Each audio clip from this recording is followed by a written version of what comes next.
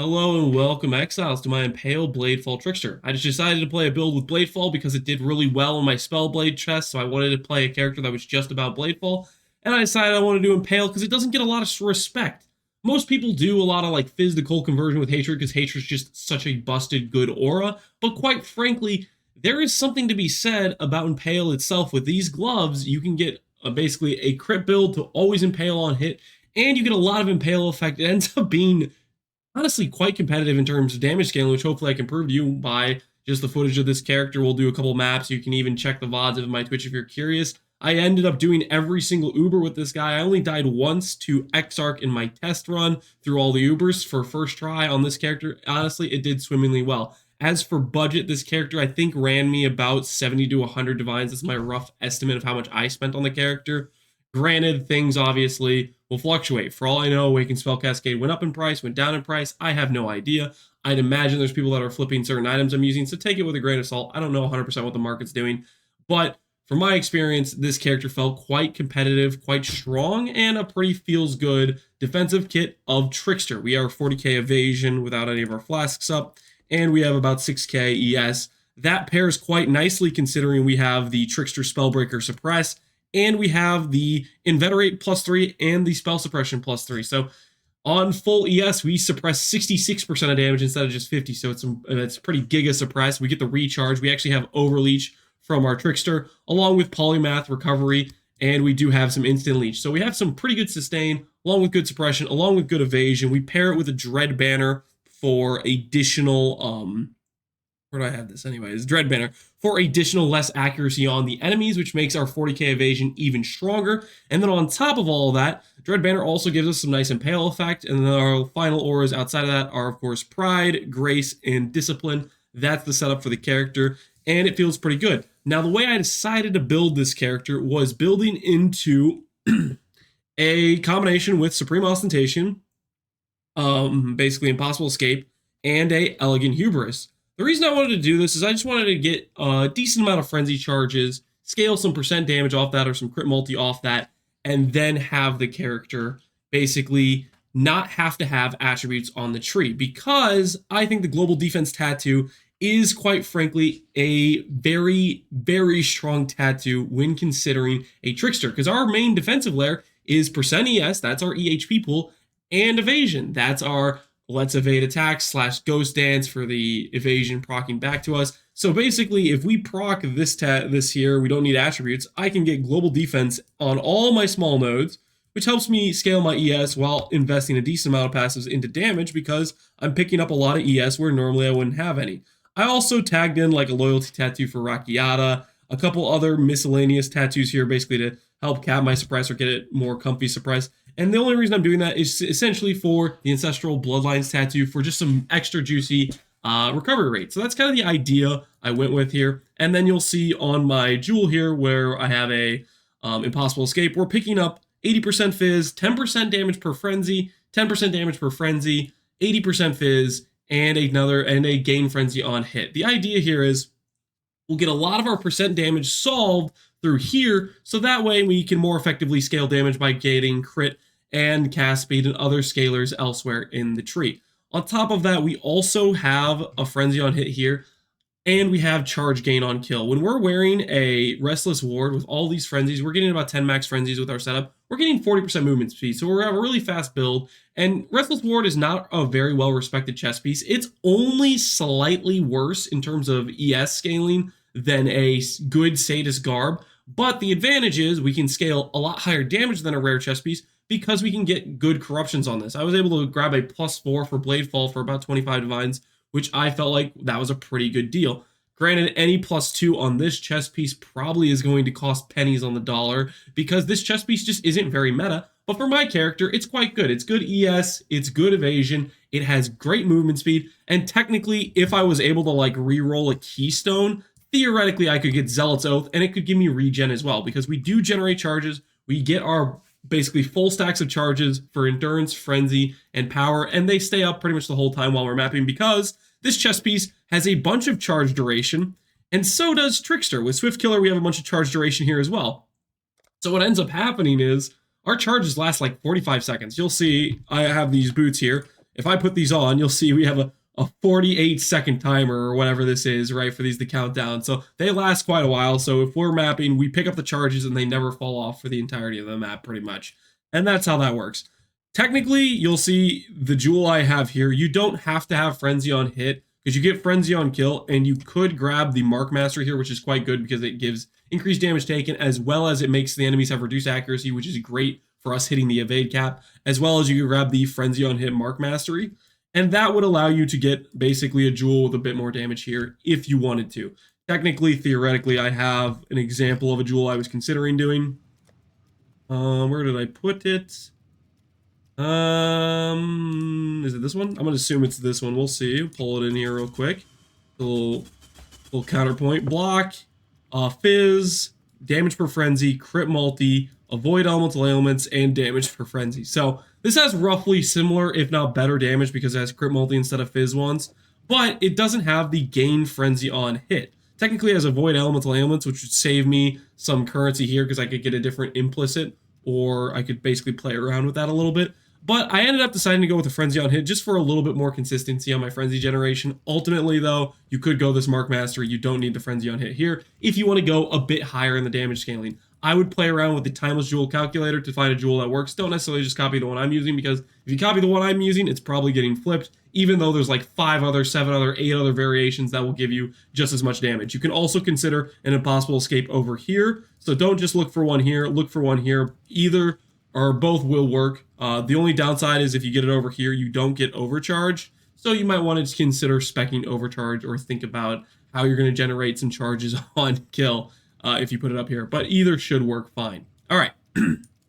So that's the general idea of the character. We scale a lot of frenzy charges for percent damage scaling, for movement speed, for cast speed, and the more damage multiplier they come with. We tattoo away our attribute requirements, so that way we can tattoo, or not, we use Supreme Ostentation so we can tattoo all global defense everywhere on our tree, and that way our character has a lot of energy shield and evasion scaling. And then we do some large clusters where we have things like ancestral vision. That plus these boots give us all ailment immunities, along with some jewels. We need at least one jewel with reduced costs. You'll see on our build, Bladefall is quite an expensive skill, and the way we deal with this is we get reduced cost here, we get reduced costs on our ring, and then we benchcraft flat minus, and then we have reduced cost on our flask. You need all of these things, and you need an enduring flask in order to sustain the cast time, and it's pretty tight. That being said, if you're one of those rich people who can afford a mage blood, you can get around a lot of this and make it so you don't need a mana flask. If you simply just have a mage blood with a reduced cost where it doubles up to like 50% reduction in cost, it gets to the point where you don't need the mana flask, and you can scale better crit, and you can scale better in onslaught, and all those things, blah, blah, blah, blah, blah. Point is, if you have a mage blood, obviously it solves some problems. We don't have that here. We are not mage blood gaming just yet. Anyway, so that's the character. We also grab some pressure points, precise retaliation. This is just to help cap our crit off and get it basically to a decent point. And then, last but not least, our Watcher's Eye gives us the additional impales along with suppression. That's what I would go for. If you don't get the suppression here, you're going to need to pick up the suppression somewhere else. Basically, one thing you could maybe consider going for is, well, I don't want to say it. You could go for the suppression mastery here, but that would require you to do an evasion ES hybrid for both your helmet and your boots, which I don't like that because I think you give up too much energy shield, so I probably wouldn't do that, but you're going to have to pick up suppression, maybe a little bit better suppression on the shield, stuff like that you'll have to look into. All right, that's the main idea of the character. Let's go ahead and get into a map. I'll talk more about it as we go. I just did an Uber series to do the little showcase here, but we can go ahead and do a Redeemer and a Jirax for you guys.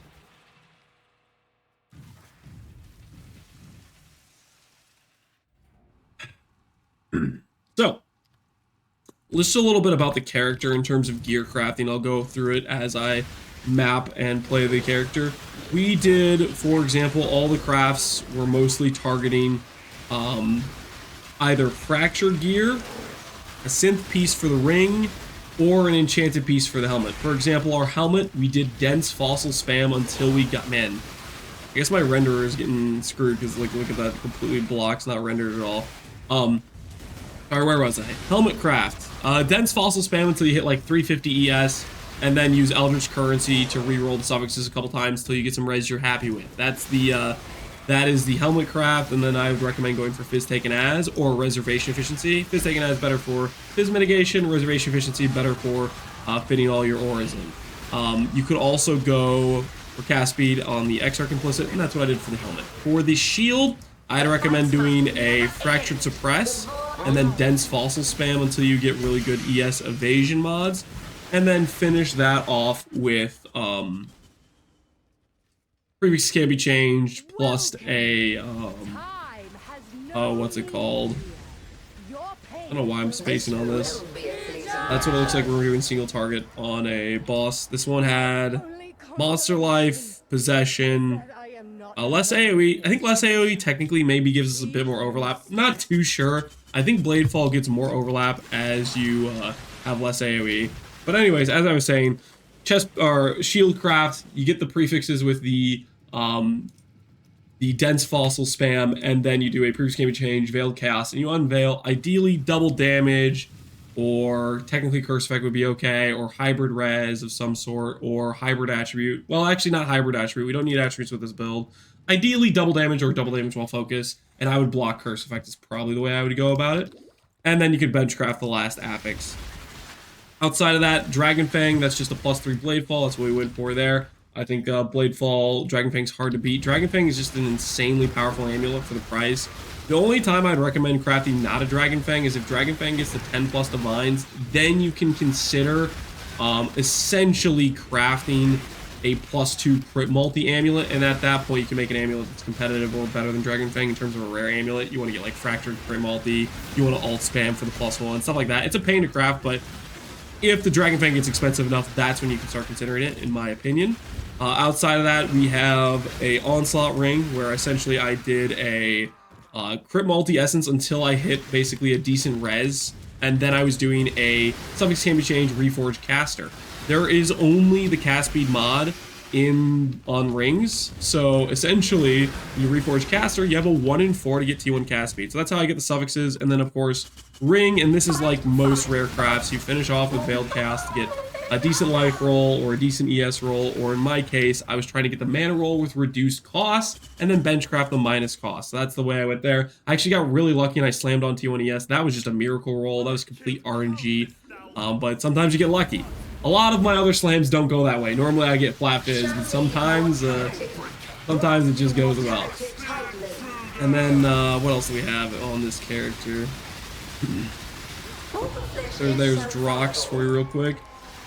This ring here, the way I craft this ring is I buy rings with OK res plus cast speed, and essentially what I'm looking for is an open prefix. So I bought this ring that had energy shield, cast speed, and all res, and it had an open suffix and open prefix, and I think it had like rarity. It was like a 4-stat ring.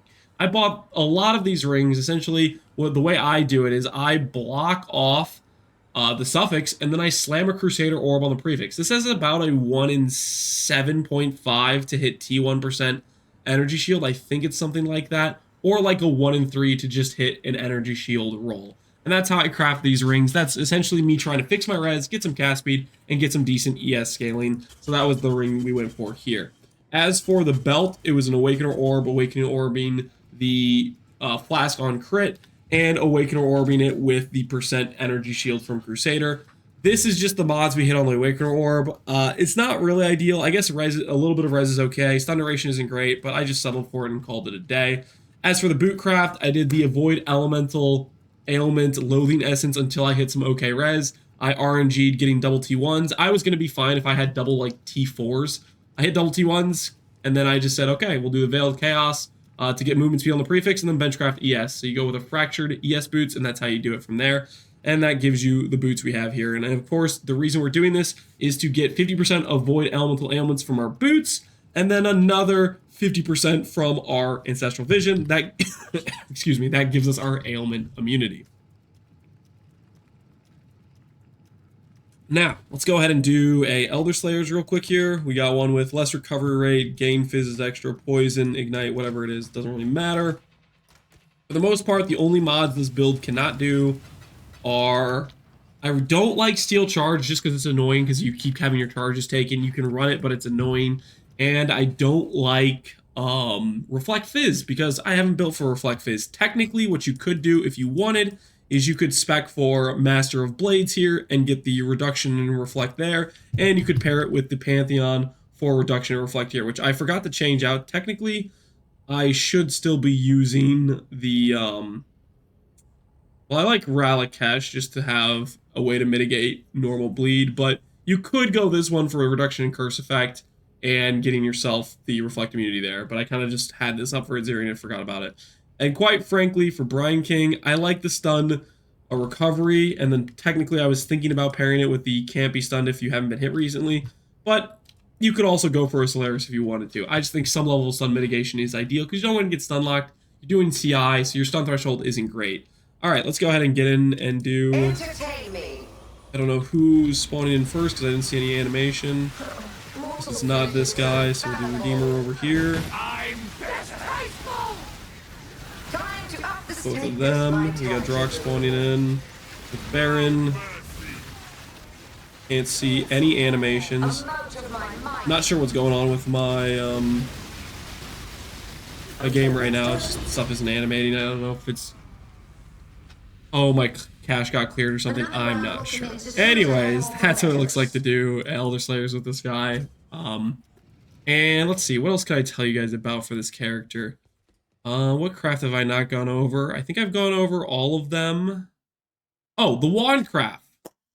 Wand craft with Fizz, pretty simple. You get a fractured crit chance for spells or crit multi on a cast speed base is what I'd recommend. And then essentially you're going to do item level 82 or lower. You're going to do the fossil combination, essentially searching for +1 all, which is the corroded shuddering metallic. Believe I could be wrong, you might check that, but basically we're fishing for +1 all spell, and then essentially we're trying to annul off and get 1 open suffix and 1 open prefix, because it's going to hit like +2, it's going to hit like +1 chaos. You need to annul the +1 chaos, and then you need to do a cannot roll attack augment Fizz. That means with no open suffixes and 1 open prefix, if you have cannot roll attack, your augment Fizz is guaranteed to hit +1 physical. That being said, there is a 1 in 4 chance roughly you will annul off the +1 all, and you'll have to re-get that back on there and redo another augment, but that's how you get the +2 prefixes, and then you just do a prefix can be changed, Veiled Chaos, go for cast speed, go for crit multi, go for double damage will focus, block damage with charge, or block... Honestly, I would block dot multi because percent damage per frenzy charge would actually pair pretty decently, considering we have 10 frenzies on this character. And then you just benchcraft cast speed or crit multi or whatever extra damage affix you haven't had yet. So that's the wand craft. Okay. Hopefully that gives a good reference point for all the gear, all the setup of this character. I like this character a decent amount. It's definitely not a cheap character. I spent somewhere between 70 to 100 divines just putting all this gear together. Certain things will be more expensive. I would wager the +4 is going to be more expensive than when I bought it because no one was using this chest piece when I bought it, and it was just a random +4, and the market wasn't competitive. There's probably people that flipped it. That being said, you take out 2 levels on the build, you're still going to deal tons of damage, you're still going to be uber viable, and your chest piece, instead of 25 divines, is probably going to cost you like 1 or 2 to get a +2 duration or a +2 AoE. So just search around for just a regular +2 and use Tainted Fusings to 4-link and then 6-link is what I'd recommend. All right, anyways, that is the character. Hopefully you guys enjoyed this showcase for the Impale Bladefall Trickster. The next build, I am still working out, figuring out what I want to do. But until next time, hopefully you guys enjoyed the video. As always, thanks for watching. Exiles, take care, and peace out.